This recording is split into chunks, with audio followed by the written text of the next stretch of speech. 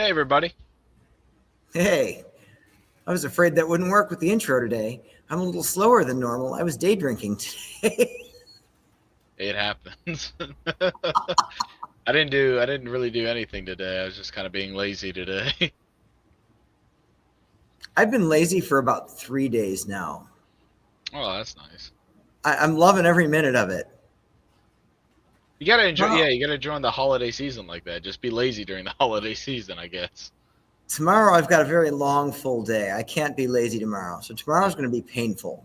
right. After 3 lazy days, to go all in on the next day, not feeling it already. Oh, I don't blame you at all. I don't blame you at all. Well, I guess today's episode is really just gonna be kind of a laid back one. We're just gonna be kind of be off topic today in a way. Like we're actually going to be like maybe just talking about movies that like because I just watched the Avatar Fire and Ash movie, which Are you sure you weren't day drinking today? maybe I don't know. I don't know. Sometimes maybe I was and I just didn't know. Maybe I like Did went you out. astral travel and go day drinking? Maybe I don't know. Is that even possible? I guess I If guess it is, it I is. want to find out. That'd be cool.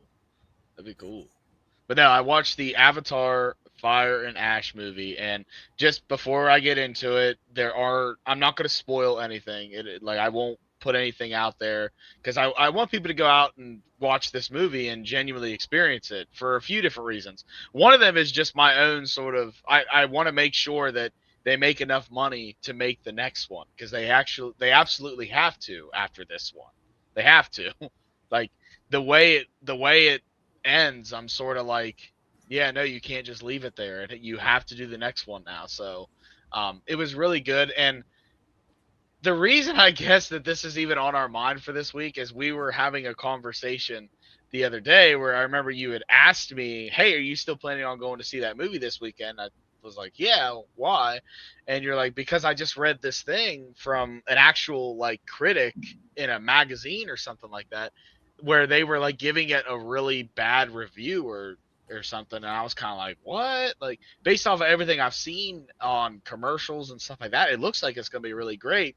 And um, when I went to go see it, not only are the critics wrong, they're just plain stupid. Like this movie was so good. So it was me, my wife, and my sister-in-law went and saw it together, and we all three left the theater and was like, I don't know what they're talking about. This was so good. I think it's possibly the best one yet. When I believe you, I rarely believe a movie critic. I hate to say that. Yeah.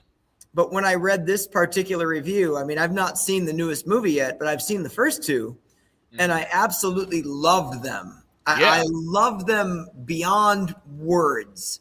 So when Yeah. I read this latest review, I'm like, this doesn't even make sense. I'm like, Yeah. something's very wrong here. This is clearly somebody who does not enjoy these types of movies to start with. They were biased against these types of movies going into it. It makes Right. no sense.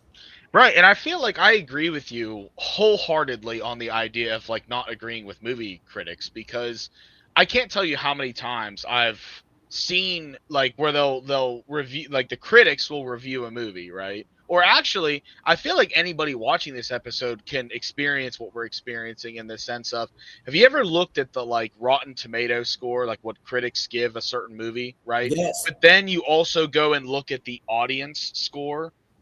I promise you, 9 times out of 10, a movie that the critics say is really good on the high Rotten Tomatoes, the audience score is lower than that. Or vice versa, when the critics rate it really low, the audience score is really high. And it's like, to me, so the critics have nothing to do with how much money that movie makes. You know what I mean? That's based off the audience. And Right. to me, logically, it's like if more people are watching this movie and enjoying it, that is to me what how it's successful or how you tell it's a good movie. You know what I mean? Right. I mean, I don't ever base my opinion off of reading a review. Like I said, the only reason I even brought this up to you the other day is because I love the first two movies. And when I read this, I knew you were going to see it. I'm like, you've got to tell me what you think. I'm really Right. curious to compare it to this review. I mean, Right. one of the best examples otherwise I can give, people are going to get mad at me about this, especially since he just passed away. I mean, Robert Redford was a fantastic Oh, actor and director, absolutely fantastic. yeah. The movie The Horse Whisperer got Hmm. great reviews. Yeah. I could feel myself ripen and rot while trying to watch that movie. That was Right. the most horribly boring movie I've ever seen in my life. Yeah. But the reviews were fantastic. Yeah, and sometimes that's just like everybody does have their own, things about movies that they enjoy. That's why like some movies might really speak to you that don't really speak to me or vice versa. And that's just why I think when you're going to see a movie, you can't look at the reviews and you can't listen to what everybody else is saying about it. Like just go watch it and then take it all in. Like how do you personally feel? Because I can't tell you how many movies I've thought that like some of my friends will be like, "Oh, I didn't really like that movie." And I'm like, "What are you talking about? That movie was awesome. Like I loved that movie." And so it is sort of like everybody is biased based off of the things that they enjoy. But me personally, when I watched Avatar Fire and Ash, again, without any spoilers, like the themes of the movie that they cover was so to me beautifully written that I think transcends what the last two work because the last two they sort of there's a lot of it's because it's a family story, you know what I mean? And you know that from the last two, you know what I Mm-hmm. mean? The way Right. that the first one sets everything up, and then the way that they beautifully continue, because what I think is really cool about the Avatar movies is that the way you leave watching the first one, you feel like you've just stepped into something that's like brand new. You know what I mean? Like you never experienced a story like that before. Right. I feel the first one, I felt like I was part of that world. Right. And then the second one does it again, but in a different manner. Because now instead of always flopping back and forth between the story of Jake Sully, where he's a human and he's just like astral into this avatar body, it's kind of like they step away from that because now Jake Sully is just Navi. You know what I mean? He's permanently in his avatar body, and now he's just Navi. So now instead of it being sort of the start of Jake and Natiri's life together, where they fall in love in the first one, the second one's all about, family. And what does that family look like and what does it mean, while also having some of the best. I'm kind of giving more of a thing about Avatar The Way of Water right now, I guess, but I just love those movies. And I think I have to talk about that to sort of make what I'm saying about Fire and Ash make sense without actually giving anything away, if that makes sense. But the way that they sort of, have the whole family dynamic while giving Miles Quaritch one of the best like arcs I think in a villain's story, you know what I mean? Mm-hmm. Because he's such a complicated character that I was like, the way they bring him back in the second one, I was like, "Oh, this is amazing!" And by the end of that movie, where he's not dead and he's saved by his son, everything, yada yada yada. The way it is in the third one, where it just continues all of those things that really were set up in the second one, but there's new themes to them. Like each character has a really deep development arc in the third one, and they're all separate. And the way in which it's all tied together to make one complete story, it's amazing to me. I was actually blown away. Like I didn't even finish the movie yet, and I'm sitting there watching the movie, and I lean over to my wife, and I'm like, these critics are freaking stupid. Like this is such a good movie because of the way that it's just all intertwined, and like they have these very deep emotional story arcs as where they grow as characters, and you're kind of like you kind of go in and you're like, oh, I've just spent two movies with a lot of these characters, how much can they really develop in their own character arc, and you're like, holy shit, they did. Some of them really developed in this one. And so it really was just a beautiful experience. And it's kind of like, I have to tell people, you have to go see this movie. You have to go experience it. I believe it. I mean, that's why I wanted to hear what you have to say, and I will see it eventually. Mm-hmm. Because I mean, the first two just blew my mind. But we went to see a movie this weekend too. We went to see The Housemaid. I want to talk about that too, because that was another one of my movies that is on my list to go watch in theaters. Now, interestingly enough, I cannot confirm whether or not this was the same critic or not, Okay. but this was in the same newspaper. Okay. The Housemaid got a great rating in the same newspaper. Okay. So Avatar, not so much, according to Right. that newspaper, but The Housemaid was up there. I thought The Housemaid was phenomenal. Now, I didn't know until after the movie that this was based on a book. I had no idea. Oh, I didn't. I'm very much out of touch with most pop culture things, as most people who know me know. I feel like I'm out of the book realm of things because I don't really like to read. So I feel like on the pop culture side of like movies and TV shows, I'm very well versed because that's what I do a lot. But on the book side of things, there's a lot of times where I'll be watching something and somebody will tell me afterwards, like, hey, that was actually a book. I'm like, oh, that was cool. I didn't know that. I thought the acting was phenomenal. That's The really good. story, what's that? They have a star-studded cast. And that's Oh, why. hell yeah. And the story was phenomenal.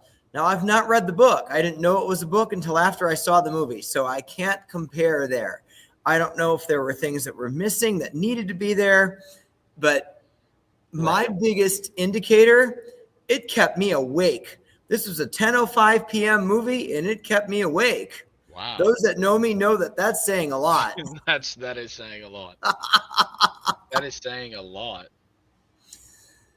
Now, I am going to go and read the book. Mm-hmm. And this is why I'm going to go read the book. Mm-hmm. And what I'm about to say here, I'm going to give a major spoiler to anybody who's never read Dr. Sleep by Stephen King. I'm going to give a major spoiler. I make no apologies about giving this. I'm warning you now. If you think you're going to read the book, the movie's been out and the book's been out for like 10 years. So, yeah. I mean, if you haven't seen it by now, either listen to me or don't. Right. I feel like something that is that, old in the, you know what I mean? It's kind of like we're beyond the past of like spoilers, you know what I mean? So, have you seen that movie? I've seen the movie, yes. I saw that movie before I read the book. Okay. And you know very well that that's a sequel to The Shining. Yes. And I think before, because I definitely need to hear what you're about to say about like the thing. But I do just want to put out there, coming from the perspective of somebody who just watched the movies, I understand a little bit more now because I've went and did research, not reading the book, but other ways of research. But like, I didn't like the movie because the movie to me didn't make a lot of sense. Now, because of that perspective, now I need to hear what the difference is really. I was reading the book on an airplane. Mm-hmm. And I read something in that book that I forgot where I was. Yeah. And I screamed in the middle of this fucking airplane. I screamed because of what I read. The book makes it very clear that Lucy Stone is Jack Torrance's daughter. What? I didn't even know that. Yeah, because the movie didn't do anything with that. Yeah, I didn't even know that from the little bit of research that I did. I didn't even know that. The movie did nothing with it. Oh. Danny and Lucy were half siblings. Oh my God, yeah. Then that makes so much more sense. This is why I screamed in the middle of an airplane. Like people were looking at me like I was insane. That isn't because the only thing that I really researched, because I didn't understand what the hell they were talking or how it worked, because that's also just how my brain works. Like I feel like when I see something and I don't understand it, it's almost like I get in this mode where I need to understand it. And you know this better than a lot of people probably do at this point with all the stuff that we've conversated about. I'm just that way. Like I need to understand it. And the thing I didn't really understand that was put in the movie that like was like what the Shining really is. You know what I mean?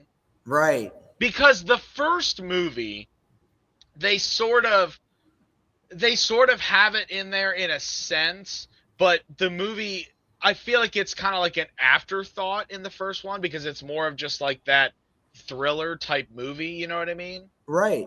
But then they really dive deep into the whole actually like what the Shining like cuz and anybody that doesn't understand, it's kind of like I feel like you do kind of have to just like watch the movies again, both the first one and then the second one to even understand what I'm saying. Right. Because if you just watch the first one, there I feel like there's not really a hint at this like otherworldly like what the Shining like basically is. It's just like, oh, the hotel is like basically like you get the assumption that it's haunted and like he's going crazy from being there, thriller, yada yada yada. You know what I mean? Right. But then the second movie goes into like the actual like there's an entire storyline behind this whole thing that people don't even know about because the movie doesn't portray it at all. Right. And actually the only way to understand it is to really read not only the book but then all the other books because like all the books that were written, you know what I mean? Right. Yeah, absolutely. My mind was blown on that airplane. I was appalled that a detail like that could have possibly been left out of the movie. How's that Right. even possible? I dude like So and when I call upon that experience, when I draw upon that, I want to go read The Housemaid. I want to read the book. And now I want to see if there's anything there that just blows my mind like that did, since I happened to see the movie first. right. And I guess I look at it too a lot of times and this really isn't the way to look at it. But a lot of times I actually steer clear of reading a book after watching a movie because I feel like 9 times out of 10, if a movie series was made based off of a book series, the movie series never compares. And it makes sense as to why, and it's because there's only so much you can do in a 2 hour film. You know what I mean? Right. Where a book is so big.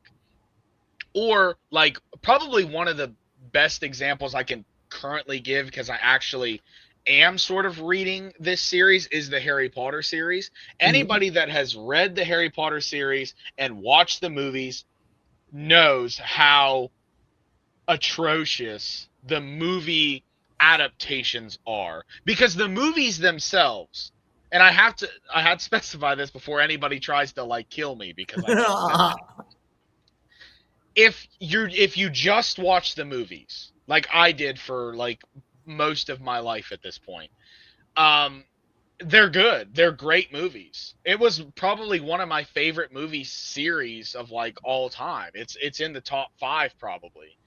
But if you compare it to just the book series, they suck because there's so much in the books that are like not even minor details. They are major plot point stuff that they completely leave out. Like I'm on book 4 right now and I know this. And I know it only gets crazier from here on out. Well, I 110% agree with everything you just said. It took me so long to get into the series that by the time I started it, everything was released. All the books, all the movies were released. So I was able to go book one, movie one, book two, movie two, all the way through. And Right. I was astounded all the way through by what was missing. And yeah, I understand that you can only put so much into a 2 hour time frame, Right. but who decides what goes in and what doesn't? Because some of the things that are not included are appalling. I know. And the other thing too, though, so I guess off of what you just said, I kind of want to make 2 points here, and I'll go with the first one that popped into my head, and then I'll say the other one. The first one was the thing I'm actually somewhat excited for, because for people that don't know, there actually is eventually going to be coming out on HBO Max a Harry Potter series. Um, where from my understanding is that each season is supposed to cover each book. And typically for HBO Max, their shows, first of all, I love most of the HBO Max series shows. Like I feel like HBO does a really good job of storytelling, and especially like book to screen. And one of my biggest examples of that is Game of Thrones. Now, I know everybody out there that watched Game of Thrones. I know we hate season 8 and 7. 7, I can make a little bit of an argument for a little bit, but I know season 8 was atrocious. I'm not saying it wasn't, but that was also because at the rate that the show was coming out, George R. Martin, who wrote Game of Thrones, only had the first 6 books written. He didn't have the rest of the books written. So at Right. that point, all the earlier seasons had the books to go off of, and then they sort of just had to kind of like ad lib a little bit for the last seasons, and then somebody I think just went out day drinking a little bit too much and just completely ruined the last season. But that's neither here nor there. The point was that like obviously as good as that show was, it was a global phenomenon. Like everybody was talking about Game of Thrones, and they still do. Obviously, I'm talking about it right now, but the point is back to the topic at hand is that I feel like HBO does a pretty good job of like their storytelling and shows. So with that in mind, I'm actually pretty excited to see what they do with the Harry Potter series, because from my understanding is I think each season is going to be roughly 10 episodes. And so if they cover each season as just one singular book, I look at that as typically each episode that HBO Max does is about an hour. So now you're getting close to 10 hours of feature rather than 2 hours like the first movie. So, given that you have basically 8 more hours to include all these other things, to me, there is absolutely no excuse and no reason that all of the things that are in the book, right? That you like, I understand if like little minor things don't make it in there, but all the major plot point things should be in the show, and I think you could agree with me on that. Oh, absolutely. Oh, for sure. There's no reason, because you're going from 2 hours to 10 hours. Like there's Right. no reason that all the big plot. And the thing is, I don't think fans are going to be upset if, say, for some of the larger books, you know what I mean, um like Order of the Phoenix, for instance. That's one of the major books in that series, right? If that season is a couple more episodes, I don't think anybody's going to be upset by that. I Right. actually think they'd probably like that. Oh, hell yeah. Who would be upset by that? I'd be Right. all in. They're going to be more mad if you try to cut it too small. You know what I mean? Right. And it's kind of like all great things. I think you have to let it brew a little bit. You know what I mean? Like true fans.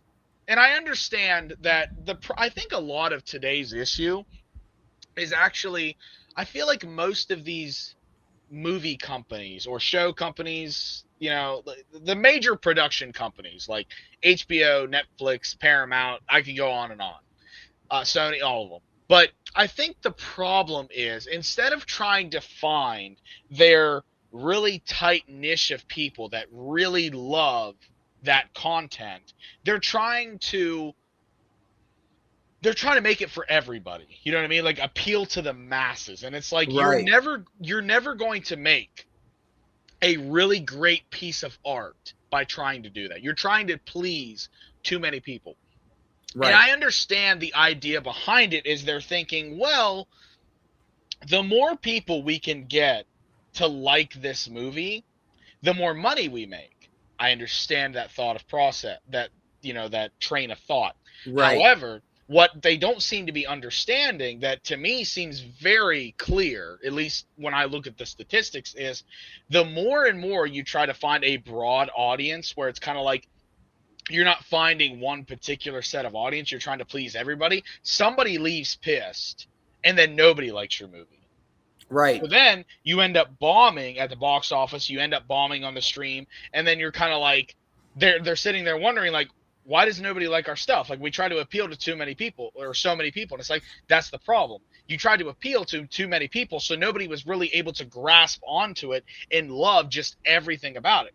But if you find that really small niche group of people, they're going to really, really love this, right? And then guess what they're going to do? They're going to talk to their friends because they're going to be like, dude, you have to check out this show or this movie. It's so incredibly awesome. So Right. then I talk to you about it, and then you're like, all right, I'll give it a try. And then you're like, you know what? I wasn't really into this before, but now I am. And guess what? Your audience grows over time.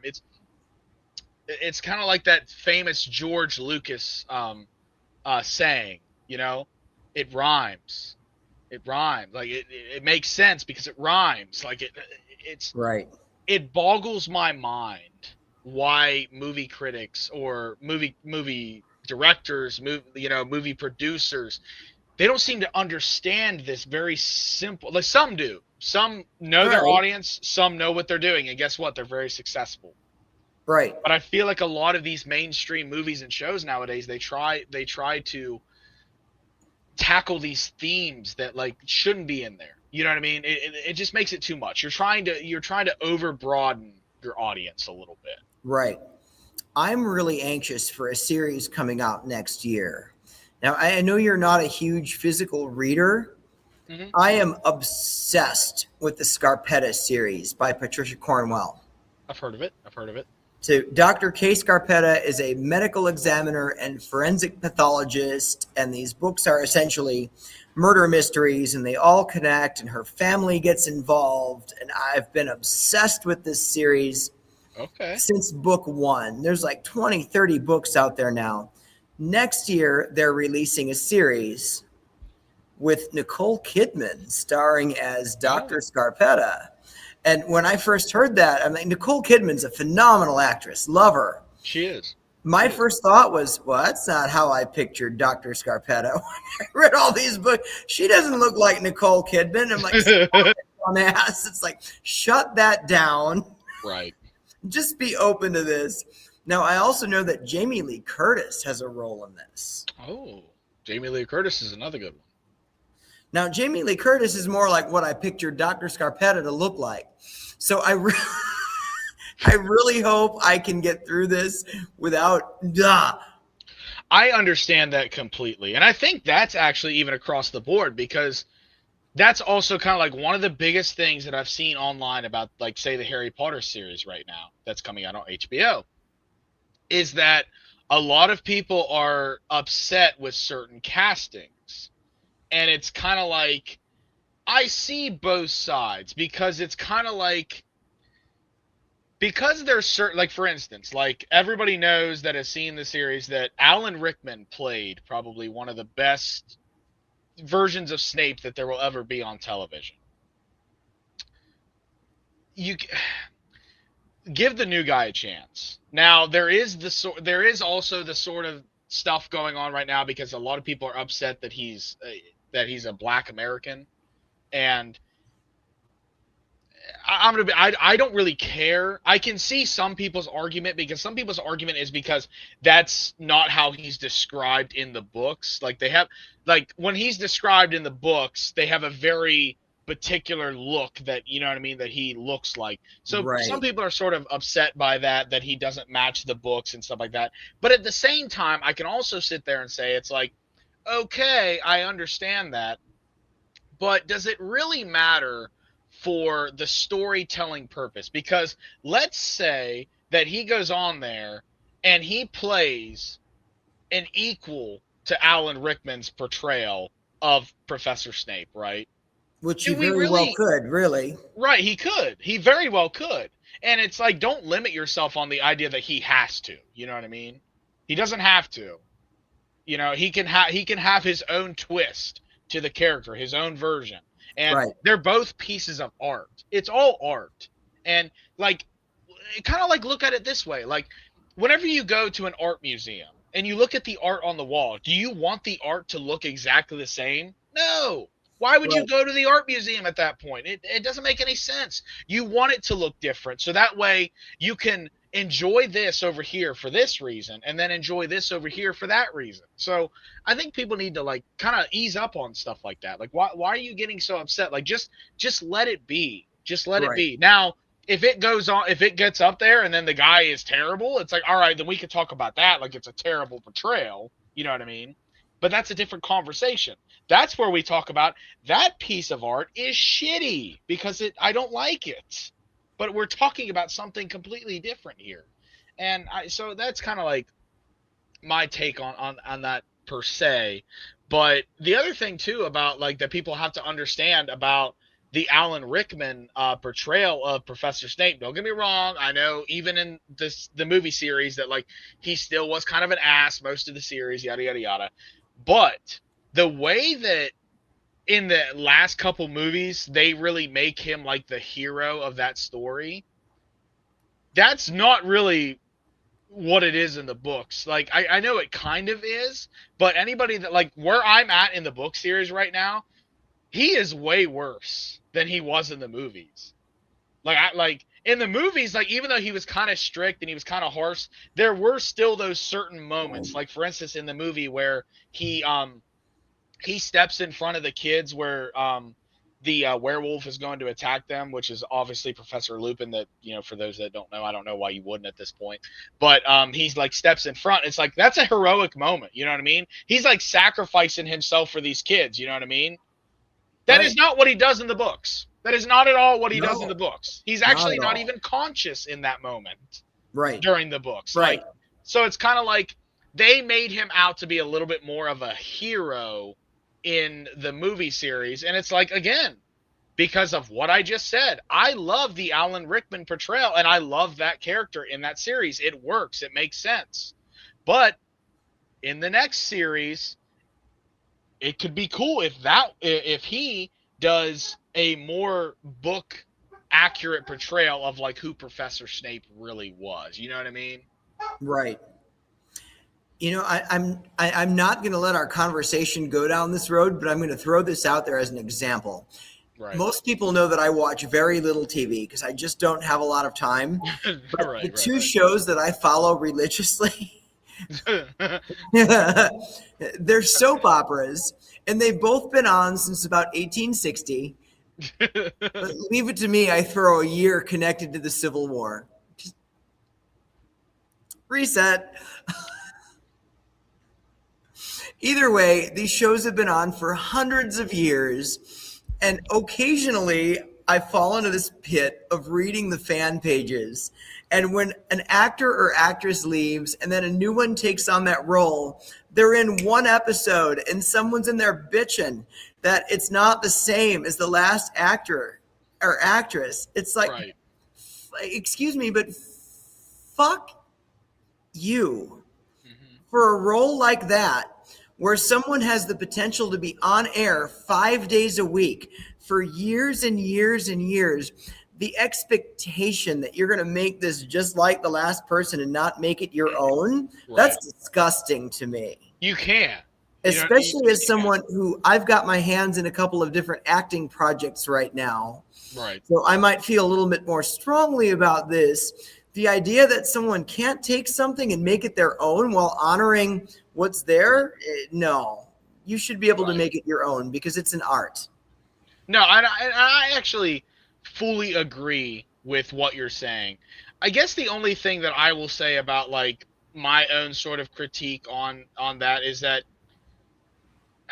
I know sometimes you can't work around this, but there are times where I'm kind of like, say you have like a side character that like doesn't really need to be there, and then they switch actors in between like movies and stuff like that. It's like sometimes I'm like, I don't know, I wish you just would have like found a reason to kill off that character. Written it out. Yep, absolutely.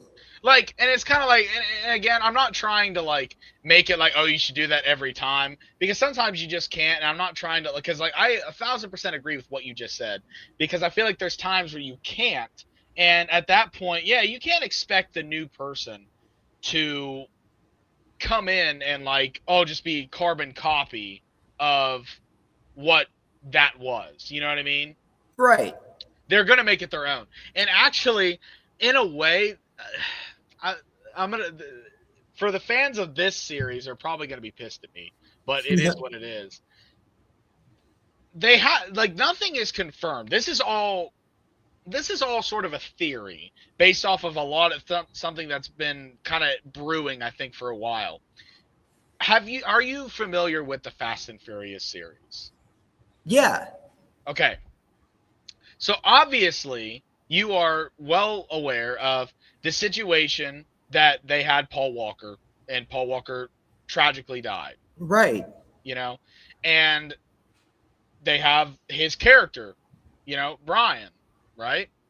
And they sort of wrote him out of the story, but not really, in my opinion, because there's two issues. One, ever since that, like when he, unfortunately passed away, every movie that has come out since then has mentioned him. Like every movie, there's been a mention of Brian because in the universe he's not dead. You know what I mean? Right. Now, sometimes I think that is okay, and sometimes we like when they do that because it's such a beloved character. You don't want to just be like, oh my god, they're dead now, right? But some of the storylines that have been like put forth since that movie, the fact that that character is supposedly alive and not there is more egregious to the character than if he would have just been killed off in the series. Right. But not only that, now we're into theory time, because there is a huge theory, and it sort of makes sense as to why these, like, because the last movie came out like a few years ago, and it's a part one of a part two. You know what I mean? Right. Well, actually, I'm sorry, part 2 and 3, because we can never let the Fast and Furious movie series die off. There's always got to be more. So instead of just doing a part 1 and a part 2, they got to make a part 1, part 2, and a part 3. I'm not hating on the series because I still somewhat enjoy it, but I'm just saying, let's be honest here. Like, why did they need to do part 1, 2, and 3? But typically, because when you have a series that's like when you have a part 1, part 2, and now apparently a part 3, they're typically shot back to back. You know what I mean? Because then part 1 comes out, and then maybe a year later, part 2 comes out, because they like to have that little bit of spacing so they make the most amount of money possible. Makes sense. I get it. The part 1 came out years ago. Why is it taking this long for part 2 to come out, right? You have to ask that question. Why? Well, because there's been a lot of buzz that apparently I think what they're trying to do is they're trying to bring Brian O'Connor back for the last couple movies. And you ask, what do you mean? Paul Walker's dead. How are they doing that? Supposedly how they're doing it is in the movie that Paul Walker, again, unfortunately died, the last movie he was in, they didn't actually finish filming that movie. So what they had to do for like the last little bit to finish out the movie was Paul Walker has a younger brother that then they CGI'd Paul Walker's face onto, is what they did. And it was kind of like, for that movie, it made sense. It was kind of like, because they wanted to do a scene that really gave a tribute to him and allowed him to kind of be sent off, you know what I mean? And I liked it. I thought it was a good thing. However, because I think what they're doing is I think they're trying to do the same thing. I think they are trying to bring his brother in, Paul Walker's actual brother, and then do the same thing and CGI Paul Walker's face onto him for the entire movie. And I have a lot of issues with that, because to me, that's just on a morality level, that's kind of sick. It almost makes me not want to watch the movie, because I'm kind of like, it just feels icky to me. Like the guy died. Just let like it's great to have the memories of him, you know what I mean? And to watch those movies and to love them.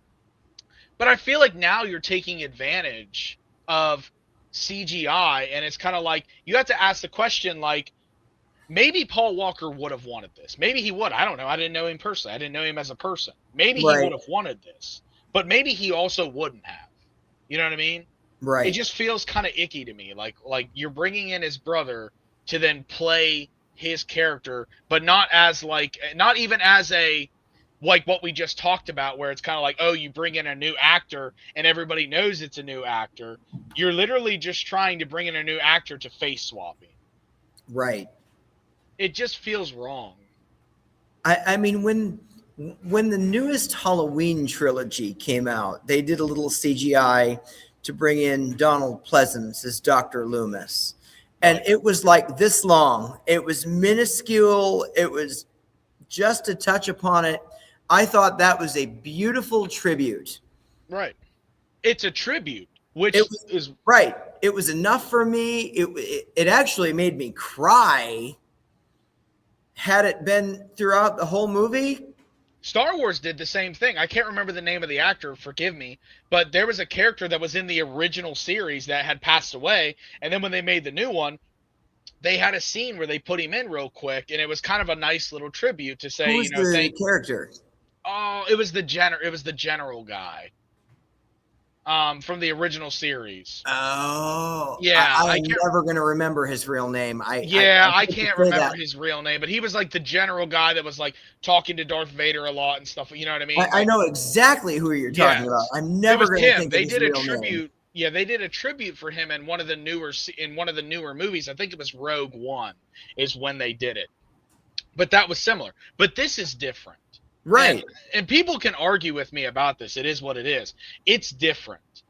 The tribute has long gone. That's not a tribute. Now you're just taking advantage because you want this because they know it's going to be a money grab. They know like they know it's going to be a money grab because they know ever since Paul Walker, unfortunately died and hasn't been in the series that it started to go less and less a little bit. You know what I mean? Like fans aren't responding to it, and it's kind of like, man, we're gonna have this big triumphant like finale, and it's like, how big would it be if we got to see Dom and Brian reunite once again for the final movie? And it's like, I understand what they're doing here. They're like, oh, it's a cash grab. Everybody's gonna want to go see this movie now. But the way in which it's happening is to me so sick. Like I would have felt a lot better about it if I think it would have just been because Paul Walker's brother does look similar to him. He doesn't look exactly like him, obviously, but he does look similar. Why right, couldn't you have just brought him in to play Brian's character so that way his brother gets to in a way tribute and honor his brother by coming on for the movie. You know what I mean? To right. me, that's so much more sentimental that he actually got to do something for his brother that passed away, right? And in a way, maybe in his head, he feels that way. And that's why maybe he's one. Again, this is all skeptical because nothing has been said. So all of that I'm saying could be complete bullshit and it doesn't happen. But I'm just saying because I've seen those sort of leaks out there where people are talking about it, and then I sort of look at, well, yeah, why is it taking so long for the next movie to come out? Well, if you think about it, that's a lot of CGI that they have to do and a Right. lot of editing that they have to do to make it just right. And so, yeah, if that is true, maybe that's the way his brother looks at it. But to me as a viewer, it just doesn't feel right. It feels wrong. Like why would you do it that way? I agree. No, I absolutely, completely agree. Like, I don't mean to go on a full on rant there, but I was just like that. That's just so stupid to No, me. you had a really good point, and no, I can Yeah, get behind it, that. it's kind of like there has to be a line. You know what I mean? There has to be some sort of line when we're doing these types of things. I couldn't imagine. Uh, yeah, it's so atrocious. I'm like it just upsets me every time I think about it. No, I get what you're saying, and I think it's an important point to be addressed because I also feel that we're going to be seeing more and more of this type of thing in the future. Right. Because I get it. Okay, so for instance, not not the same thing. Not the same thing at all. Actually, I think this is kind of on the opposite spectrum of I'm actually really excited for this. But as you already know, and people can kind of see it, this is the Punisher. I'm a huge Marvel DC nerd. Okay, I if there is one thing I did read growing up, it was comic books. I love everything superhero, all that kind of stuff. So anyway, one of the biggest things that I've spent since I was literally like, I think like what, 8 years old. I think I was 8 years old when the first Iron Man movie came out. I have been sucked into the Marvel Cinematic Universe. You know what I mean? And so this upcoming year, 2026, is a major one for a lot of different reasons. It's Avengers Doomsday, and not only is it the what would it be? Fifth Avengers movie in the series, but some of the original characters that they just had a huge send off with, which was Avengers Endgame, the last Avengers movie they had this huge send off for them where it was the culmination of their story. It was really emotional. I actually like almost cried in theaters like when certain things happened in that movie. It was so huge for me. This next movie, some of those characters, while some of them may not be completely confirmed yet, they are 1000% coming back. You know what I Mm-hmm. mean? Nice. The way in which they're doing it, though, is kind of interesting. Like, for instance, Robert Downey Jr., who played Iron Man, right? He is actually returning to play the character Doctor Doom, and Nice. it's kind of a thing online Nice. because you have a lot of argument happening right now because some people love this idea, some people hate this idea. Me personally, I more like it because it's a form of art that doesn't have to completely reflect how the comic books were. You know what I mean? It doesn't have to Right. be tit for tat on it. I think, based off of my own theories and what I've seen online and what I've seen other people talk about, I think the way in which they're going to make him be Doctor Doom actually makes a lot of sense because the series that they're on kind of right now is like all about the multiverse. You know, there's different universes that are, you know, some are the same, some are different, yada yada yada, right? We're obviously all understand the idea or theory behind the multiverse, right? So there's a theory out there that Robert Downey Jr.'s Doctor Doom is a Tony Stark variant from a different universe that makes him Oh. Doctor Doom. So based off of that, I really like this because like this is maybe a minor spoiler. It's not really because it was just a trailer and it's out there now, but at the theaters, they're showing like little teasers for Avengers Doomsday since it's coming out in like a year, right? Right. And the specific teaser, because they're doing something I haven't really seen a lot of movies do, which is kind of cool. Instead of right now showing like a full on trailer, they're actually doing character specific like little teasers that are like maybe only 30 seconds, maybe, but it just features one character, and then at the end they say this character will return in Avengers Doomsday, kind of like they would do in the past movies where like at the end of a movie, if you weren't sure if a certain Avenger would continue in the storyline, they would put that at the end like, hey, this character will return in this movie or whatever. And so the specific one that I saw when I went to go see Avatar Fire and Ash, which was a big one because he wasn't put on the cast list for obvious reasons, was Chris Evans's character, Steve Rogers. And it is officially confirmed that Steve Rogers, Captain America, is returning, which he was one of the big three in the original, you know, series and stuff like that. And so when you think about that, it's like the friendship relationship that Steve had with Tony. Imagine when he sees Tony, but it's not Tony. It's this evil Right. character, Doctor Doom. And I feel like that is going to add such a deep layer of character development and storyline. You know what I mean? Like, I'm interested to see how that goes and the emotions that are going to come from that. I think it's beautiful story writing. You know what I mean? I agree. So that's, I guess the reason I'm bringing this up is because I want to show the difference between, some people could argue that, like, oh, they're bringing him back to be a cash cow in a sense, like that people know that they love this character and they're going to go see the movie because of it and stuff like that. And that is a valid point. Obviously, Disney knows what they're doing. They're like, yeah, we're bringing back Robert Downey Jr., Chris Evans, because we know they're going to make us money, right? But it's actually them. It's their character. They're bringing the character back, but it's also not like a story in which you've already seen before. It's a new layer to it. It adds a new layer to the storytelling. It adds a whole new thing. And so therefore I like it. I think it's a good idea rather than just like what we talked about before. I think it's different, and I'm Right. actually really excited for it. No, I'm excited for that too. I didn't quite know as much going into it, but yeah, now I'm excited about that too. Now that I have a few different viewpoints on it. Right. And there's all kinds of character, and that's just one character right there that like that sort of that sort of talks about. And then there's the whole thing about like, because ever since Chris Evans, Steve Rogers kind of, hung up the shield, they've also now established that one of his best friends, Sam Wilson, who was the Falcon for Captain America, ever since then he's kind of taken up the mantle as Captain America himself.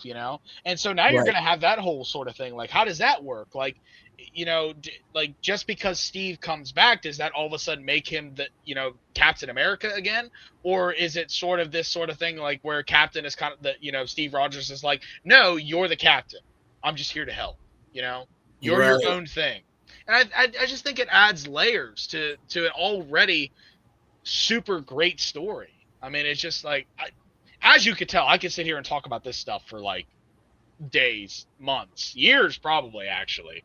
Like, if there's one thing that I feel like I talk about a lot is this kind of stuff. I just love it. God, we should have had you on Viral Venom a few weeks ago when we were ranking Marvel movies. I was gonna say just in general, like honestly, I really hate that it doesn't work out with my schedule, Right. because the things you guys talk about on Viral Venom, I feel like that's even more of my expertise than the paranormal stuff. Like, I feel like I could talk about that stuff forever. Of all the things we've ranked on Viral Venom, I did, believe it or not, I did way better with wrestlers than I did Marvel movies. How crazy is that? Wow, that is I was just right there on the wrestlers. I don't know how that happened. that's funny though. Oh, my roots with wrestling go way deep. I'm I like just, back in the 80s heyday. I really wish I could do Viral Venom. It's the time that you guys do it that I can't do. I I really get wish it. I could, because every time I swear I see like your guys' topic, because again, like, it's just movies and shows or anything I feel like pop culture, or at least in today's pop culture, I don't know. I feel like I'm pretty knowledgeable about. I really enjoy all of those things, and so I feel like every time I see you guys talk about a topic, I'd be like, "Oh my god, I could talk about that topic. I love that topic," and then I Right. can't because it just doesn't fit with my schedule, and I can't get on there, and I'm like, "Oh, this sucks." But I was really jealous when you guys did the Marvel one. I was like, "Oh, you guys don't even know. You I don't even know. know. I could I do a knew, whole series of just Marvel." I knew you'd have been all over that. Oh my god. How about to wrap up? We just do a few quick takes. Yeah. Outside of a series, Hmm. outside of a series, Okay. Okay. Outside your of the series. favorite movie of all time. Ooh. Oh my god, that's hard. I know. That's That's the hard. point. Um, can I do a couple different honorable mentions, like, Yes, of course. because I have different ones for different reasons, if that makes sense.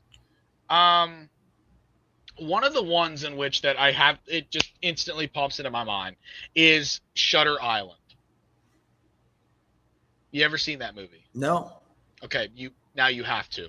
It is one of Leonardo DiCaprio's best movies. And I don't want to spoil it because I'm not going to spoil it to you. You have to go watch this movie. But it's one of those movies that is a psychological one where it really fucks with your head. Because I watched the movie, and as they're telling you certain things, I even was sitting there like, are they are they lying to us, or like, you know what I mean? I'm sitting there like I'm questioning my entire existence. Which also the other one that's kind of like that, in the same, like Leonardo DiCaprio's in it, and it's another psychological one. Is I had it now, and now I lost it. Oh, Inception. That I have seen. Inception. It's another one kind of like that, where like the story is so sort of like confusing, but it's so well written. You know what I mean? Right. Um, yeah, phenomenal. Another one that I could throw out there is Interstellar. That one is just I great. saw that. Again, this is a hard question for me because, like, and again, because I categorize everything. There's my psychological stuff. There's my sci-fi. I'm even into the romance stuff. I like romance movies. I'm just like everybody else. So then I have like those things that I feel like for the romance side of things, I feel like one of the best ones that like kind of is near and dear is The Notebook. I like The Notebook, and I don't care. I don't care who knows. I like The My Notebook. number one favorite of all time, I say this wholeheartedly. There's no runner up. This is my number one favorite movie of all time. Okay. It is a romance. And those who know me know I am Okay. all about horror. I mean, I love my 80s Right. horror. I love my slashers. Mm-hmm. Somewhere in Time with Jane Seymour and Christopher Reeve changed my life. I hear Yeah. the theme song. I sob like a 10-year-old girl. I've been to the island where it's been filmed. I've met Jane Seymour. I've told my husband I would leave him for Jane Seymour. I would. I absolutely would. I'm completely in love with Jane Seymour. That's funny. That's It funny. is That's a the good most one. incredible movie. There are moments in that movie that I don't care if I've seen it 150 times, just absolute chills when certain lines are delivered. That movie has changed my life. Right. Yeah, I understand that. So Yeah, unbelievably that's a good. good one. I like that pick. I like that pick. That's a good one. And What would you? Oh, go ahead.